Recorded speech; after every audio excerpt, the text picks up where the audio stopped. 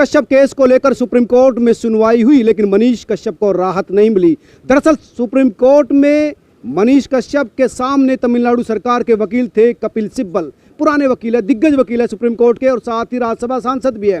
तमिलनाडु ने उनको हायर किया है। आखिर क्यों 10 दिन बाद की फिर तारीख मिल गई? कोई राहत एनएसए के लेवल पर, जमानत के लेवल पर या फिर दूसरे केसों में नहीं मिली। मेरे साथ बात करने के लिए senior advocate doctor AP Singh. Doctor साहब, ये तो मामला और गंभीर और चुनौतीपूर्ण होता जा रहा है। हाँ, गंभीर क्या, बहुत अति गंभीर होता जा रहा है। और होने का कारण ये है, अब उन्होंने ये बात कर रखी, जो अपोजिट थे, जो यूनियन ऑफ इंडिया, तमिलनाडु और बिहार सरकार के आज सुनवाई के दौरान सुप्रीम कोर्ट में, हमारा कहना है सारी एफआईआर इकट्ठी करिए, एक साथ हैं, एक ट्विटर मैसेज पर हैं, एक मनीष कश्यप के मैसेज से गई हैं, एक प्रवासी मजदूरों के साथ तमिलनाडु की समस्या पर सब्जेक्ट एक है, भेजने वाला एक है, मैटर एक है, राज्य दो दो अलग हो गए हैं, तो एक साथ क्लब कीजिए। लेकिन डिफेंस उधर से कहना था, स्टेट की तरफ से, क्या तमिलनाडु की तरफ से, तमिलनाडु की जो आपके वकील थे कपिल सिब्बल की ओर से, उनकी तरफ उन्होंने तर्क दिए। उन्होंने तर्क दिया कि सारी एफआईआर अलग अलग हैं, सबके यूआरएल नंबर अलग अलग हैं, सबको अलग अलग भेजा गया। इन केसों, इन एफआईआरों से पहले भी 9 एफआईआर दर्ज हैं, उसके बाद भी ये प्रोसेस चलता रहा, ये करता रहा, ये हैबिचुअल है व्यक्ति, ऐसा किया है इसने, इस तरह से किया है, और इस तरह से, यानी पुराना क्रिमिनल रिकॉर्ड रखा है कोर्ट के सामने। उनका कहना इससे पहले की और एफआईआर हैं, तो इस आधार पर क्लब की अभी नहीं बात की जाए, बेल की अभी बात नहीं की जाए, क्योंकि एनएसए तो हमारी पिटीशन में है भी नहीं।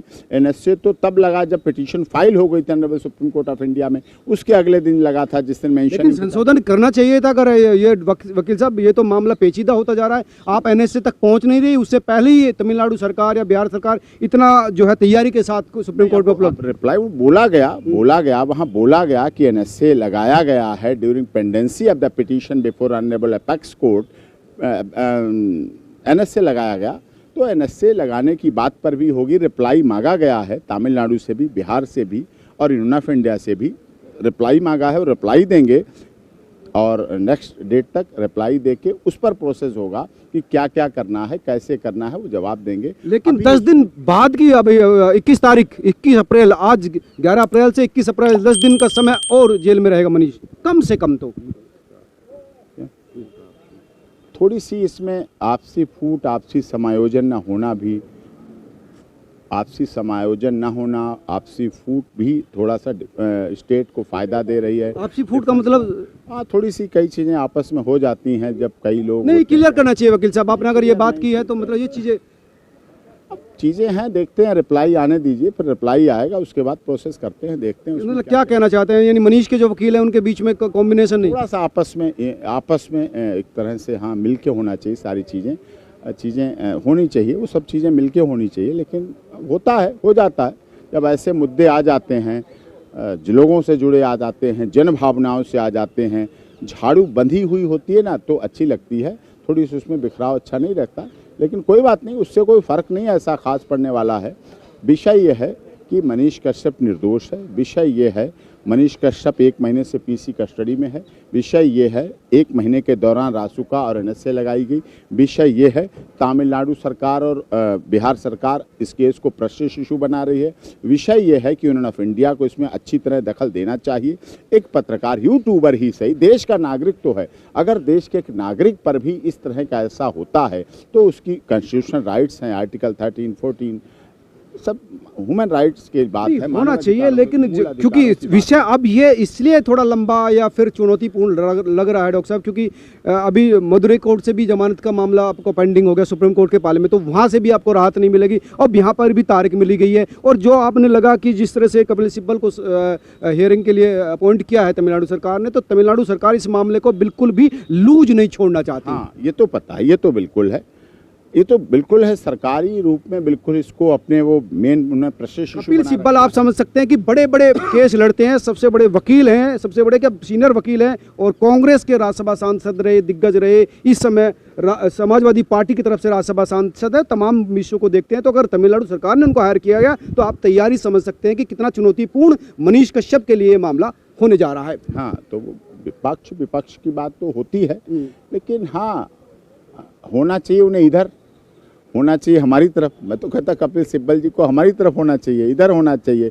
अगर देश में ह्यूमन राइट्स की आप बात कहिए होने उनसे कि वाली- इधर आइए। नहीं, ऐसा नहीं कहा जाता, ऐसा ना कहा जाता है, ना उचित है। लेकिन अब उधर से हैं तो भी कोई बात नहीं, उससे कोई फर्क नहीं पड़ता है। वो भी हमारे लेकिन अग्रज ऐसा हैं। हुआ क्यों?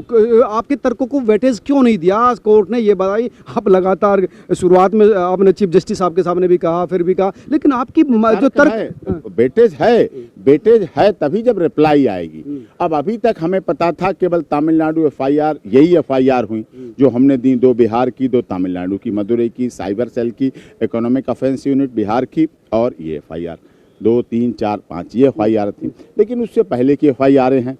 अब कोर्ट में जब तक उनका जवाब नहीं आता है, रिप्लाई नहीं आता, हमें भी नहीं पता, हमने तो लिखा उसमें और कितनी भी FIR हैं वो भी पता चले, तो FIR होनी पता चले तो वो भी FIR आए। अब क्या पता और राज्यों में भी FIR हों तो वो भी पुलिस ही बताएगी। आज तो ये पहला दिन है जवाब देने का, तो जवाब देंगे, रिप्लाई फाइल करेंगे। रिप्लाई के फाइल में आएगा, NSA वाली बात भी आएगी, NSA किस ग्राउंड पे लगाई वो बता रहे, URL नंबर अलग अलग हैं तो वो भी पता चलेगा। इस तरह से आगे जो भी URL नंबर अलग अलग का मतलब क्या है? अगर URL अलग अलग है तो अलग अलग प्लेटफॉर्म से उसको, या अलग अलग प्रोफाइल से उनको, प्रोफाइल से वो कह रहे हैं अलग अलग प्रोफाइल से भेजा गया, प्रोफाइल से डाला गया। हमारी ये ग्राउंड है मनीष कश्यप के एक ट्विटर पे ही तो है। ये भी आपके लिए बड़ी चुनौती होने वाली है डॉक्टर साहब, क्योंकि अगर URL अलग अलग है तो आप उसको कैसे कह सकते हैं कि एक ही केस है? हाँ, ये बात तो है। अब ये तो हमें अब पता चला, अभी तक तो पता ही नहीं था किसी को कि URL नंबर अलग अलग है। अब पता चला URL नंबर अलग अलग। हमारे आपको अपनी तैयारी फिर से मॉडिफाइड करनी पड़ेगी चीजें। तो किया जाएगा जब अब उधर से आता है। तो आपको पता ही ना था कि तमिलनाडु सरकार के तर्कस में क्या क्या चीज तीर है? पता तब तीर आएंगे, तर्कस दिखेगा। अभी तो तमिलनाडु, अब पहली बार तो तमिलनाडु आई है, तमिलनाडु सामने आई है, अभी भी इनकम्प्लीट है। रिप्लाई देगी, जवाब देगी, अपना काउंटर देगी, उसमें लिस्ट बना के देगी, वो इफेक्टिव होगा। ओरल तो कहना उचित नहीं है। अब मदुरई हाई कोर्ट में लगा दी बेल, हमें नहीं जानकारी क्यों लगा दी, किसने लगा दी, कैसे लगा दी, वो उचित नहीं था। आपको जानकारी नहीं तो फिर किसको जानकारी? नहीं, उचित नहीं था। वो वहाँ उन्होंने एडवोकेट हैं, वो कर रहे हैं काम, तो लगा दी उन्होंने, चलो कोई बात नहीं, वो डिसमिस हो गए। उन्होंने कहा नहीं पहले सुप्रीम कोर्ट सुनेगा। अब सुप्रीम कोर्ट सुन रही है तो अब सुप्रीम कोर्ट में तो एफिडेविट में होता है कि और कहीं जगह पेंडिंग नहीं है, कोई पेंडेंसी नहीं है।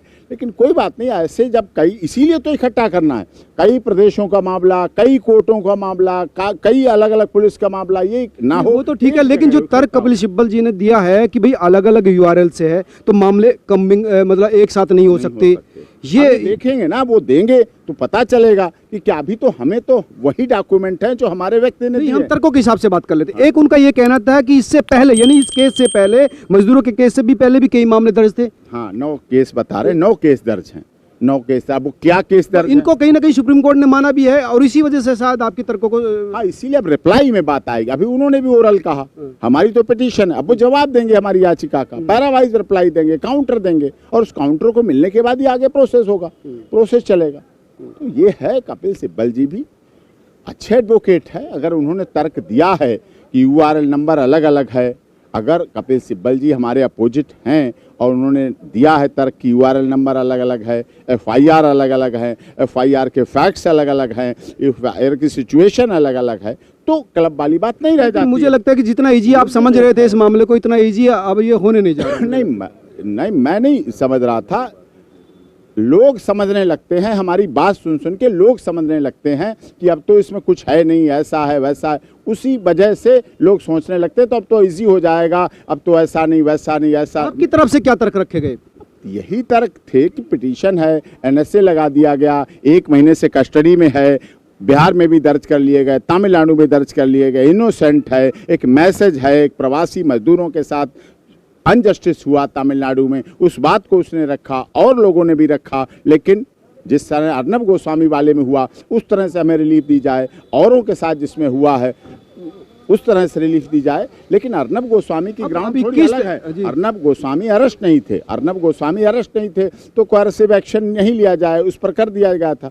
अब स्थिति अलग है, अब उसमें देखेंगे, रिप्लाई देंगे, कपिल सिब्बल जी हमें रिप्लाई देंगे और उस रिप्लाई के आधार पर देखेंगे। सुनो, तो दोस्तों डॉक्टर एपी सिंह ने बताया कि आज सुप्रीम कोर्ट में क्या हुआ, किन तर्कों को तमिलनाडु ने रखा, उनके वकील कपिल सिब्बल ने रखा, जिनके आधार पर फिर से 10 दिन बाद ये सुनवाई होने वाली है। लेकिन आप ये बात समझ लीजिए कि ये मामला बहुत इजी नहीं रहा, क्योंकि जिस तरह से कपिल सिब्बल को हायर किया है और उन्होंने सीधे सीधे अपने तर्क रखे, पूरी तैयारी के साथ वो आए थे कि यूआरएल अलग है और कॉम्बलिंग कैसे हो सकती है, एक साथ कैसे हो सकती है। और उन्होंने ये भी रखा कि क्योंकि पहले भी इस मनीष कश्यप के खिलाफ कई केस दर्ज थे, तो ऐसे में ये जो पूरा मामला है ये एक गंभीर मामला है। जिस तरह से बचाव पक्ष के वकीलों ने अपनी बात रखी, उसको सुप्रीम कोर्ट ने इतनी तवज्जो नहीं दी ताकि उनको आज राहत मिलती। लेकिन अगले 10 दिन बाद क्या होगा, मैं लगातार आपको अपडेट देता रहूँगा। लेकिन आज का दिन बहुत ही महत्वपूर्ण रहा मनीष कश्यप के लिए, लेकिन ये दुर्भाग्यपूर्ण रहा कि उसको राहत नहीं मिली। आप क्या सोचते हैं, जरूर कमेंट करके बताएं। नमस्कार।